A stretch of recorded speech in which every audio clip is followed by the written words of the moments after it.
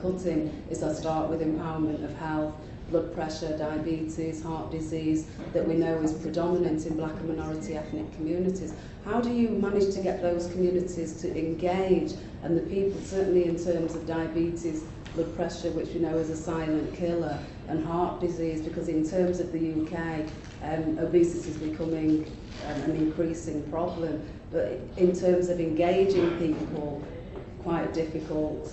That's right, yeah. It's quite difficult, but then we are very deeply engaged with the patients. They visit us once a week.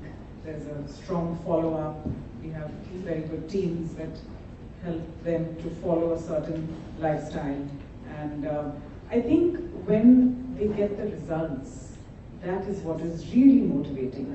So when their blood sugar dips, let's say in a matter of 15 days, and they have to reduce their insulin dose, that is something that makes health addictive. They really want to follow it because they couldn't believe that they can actually reduce their drug dosage just by following natural therapies. So that is for diabetes. And then for the high blood pressure patients, they find that their pressures are coming down to normal and they have to stop the drugs which they are taking just by increasing the potassium level of the diet, decreasing the sodium, reducing the non-vegetarian food, reducing the inflammation. There are a lot of ways to do that. And once they do that, they find that the blood pressure is normal, so they don't have to take the medication. So we send them to the physicians and ask them to kind of deal with the new person, the new detoxified individual, and they agree to reduce the medications and so on and so forth. Weight is very motivating. The moment they lose their weight, for the obese individual, who normally have metabolic syndrome. And that is the intermediate risk factor to developing cardiovascular disease or type 2 diabetes or cancer, or most of these conditions. It is metabolic syndrome. So once they lose the weight, they reverse the metabolic syndrome. And that is the key to correction. That is the key to prevention. In fact, I just want to add about breast cancer or any form of cancer.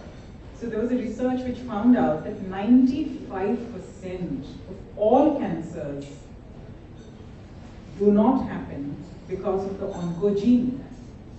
When you do genetics, you figure out that it's only 3 to 5% of the people worldwide who are born with a cancer gene.